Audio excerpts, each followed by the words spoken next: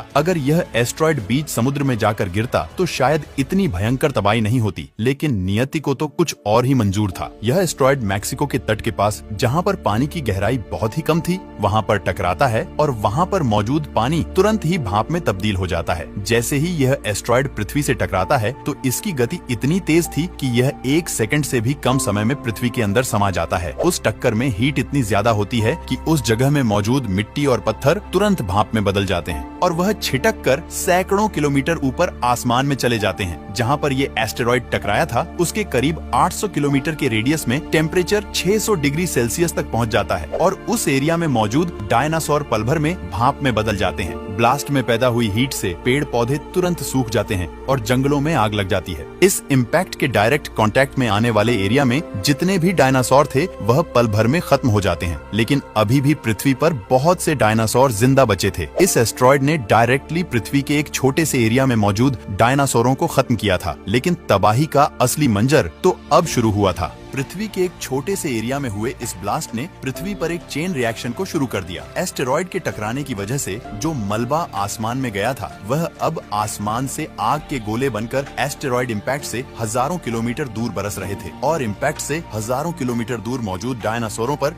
यह मलबा कहर बनकर बरसा। आसमान से बरस रहे आग के गोलों ने जमीन के साथ साथ आसमान में उड़ रहे डायनासोरों को भी तबाह कर दिया, लेकिन असली कयामत तो अभी आनी बाकी थी। यह तो बस शुरुआत थी। एस्टेरॉयड की टक्कर इतनी भयंकर थी कि पूरी पृथ्वी कांप उठती है। जगह जगह 11 रिक्टर स्केल से भी ज्यादा के भूकंप आने लगते हैं। पृथ्वी की क्रस्ट में एक शॉक वेव दौड़ रही थी जिसका असर पूरी पृथ्वी के कोने कोने में हो रहा था। धरती डोल रही थी। आज तक इंसानों ने जितने भी भूकंप सहन किए हैं, यह भूकंप उससे भी 60 गुना ज्यादा तेज था। इन भूकंप की वजह से समुद्र में बड़ी बड़ी लहरें बनना शुरू हो गयी, जिन्होंने एक भयंकर सुनामी का रूप ले लिया और समुद्र के तटवर्ती इलाकों को हजारों किलोमीटर अंदर तक भयंकर सुनामी ने अपनी चपेट में ले लिया और तटवर्तीय डायनासोर और अन्य प्रजातियां देखते ही देखते खत्म हो गईं। लेकिन कयामत अब भी नहीं रुकी थी। इम्पैक्ट को महज 5 मिनट से भी कम का समय हुआ था और पृथ्वी के एक हिस्से में मौजूद जीवन पूरी तरह से तहस नहस हो चुका था, लेकिन पृथ्वी के दूसरे हिस्से में इस महाप्रलय की कोई भनक नहीं थी। पृथ्वी के दूसरे हिस्से में मौजूद डायनासोर रोजमर्रा की तरह ही अपनी भूख को शांत करने के लिए संघर्ष कर रहे थे, एक दूसरे से लड़ रहे थे। उन्हें इस चीज की भनक नहीं थी कि पृथ्वी के दूसरे कोने में महाप्रलय का आगाज हुआ है और एक शक्तिशाली दुश्मन उनकी ओर बड़ी ही तेजी से बढ़ रहा है। इम्पैक्ट की वजह से आसमान में धूल के बादल छाने लगते हैं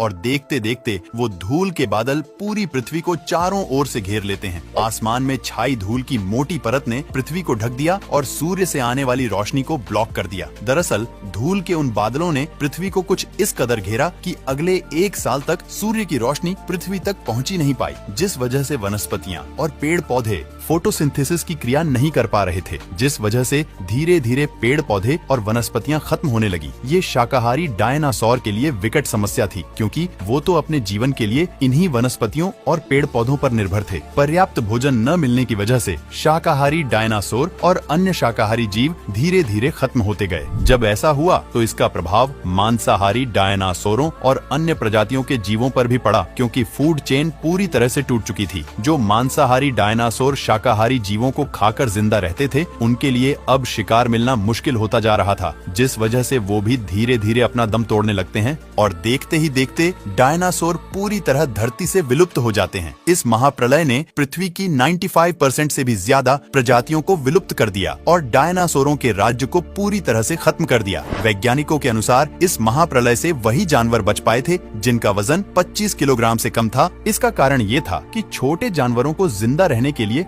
बहुत ही कम भोजन की आवश्यकता होती है, तो वो सड़े हुए डायनासोरों, फंगस और छोटे मोटे जीवों को खाकर अपने आप को इस आपदा से बचा लेते हैं। इस आपदा ने जमीनी जीवन के अलावा समुद्री जीवन को भी तहस नहस कर दिया था, क्योंकि समुद्र का पानी एसिडिक हो गया था। इस महाप्रलय ने क्रिटेशियस पीरियड को खत्म कर दिया और इसके बाद एक नए एरा की शुरुआत होती है, जिसे पेलियोजीन पीरियड कहा जाता है। इस युग में पृथ्वी फिर से अपने आप को रिकवर करती है। महाविनाश के कुछ सालों के बाद छोटी छोटी वनस्पतियां फिर से पैदा होती हैं, जो छोटे छोटे जानवरों की भूख को मिटा सकती थी। प्रकृति ने नव निर्माण का काम शुरू कर दिया था। भीमकाय डायनासोरों के खात्मे के बाद अन्य प्रजातियों को इवॉल्व करने का का मौका मिला और मैमल्स इसमें सबसे आगे उभर कर आए। लगभग 1 लाख साल लगे छोटी छोटी वनस्पतियों से बड़े बड़े पेड़ों तक पहुंचने में। धीरे धीरे प्रकृति में खाना बढ़ता जा रहा था। इसके साथ ही मैमल्स का आकार भी बढ़ता जा रहा था और इवोल्यूशन अपनी गति को पकड़ रहा था। और इवोल्यूशन की उस दौड़ में हम इंसान भी दौड़ रहे थे और 6.5 करोड़ सालों का वक्त लगा हमें इवोल्यूशन की उस रेस को जीतने में और आज का इंसान बनने में,